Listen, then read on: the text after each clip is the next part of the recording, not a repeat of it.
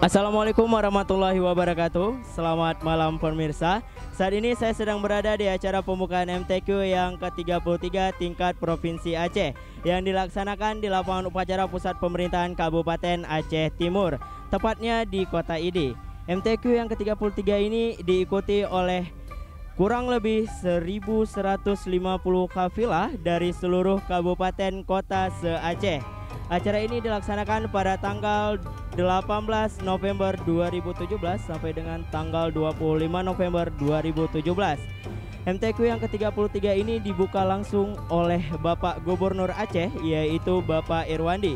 Permisa, Anda dapat melihat di belakang saya betapa ramainya warga yang antusias untuk menyaksikan pembukaan MTQ pada malam hari ini.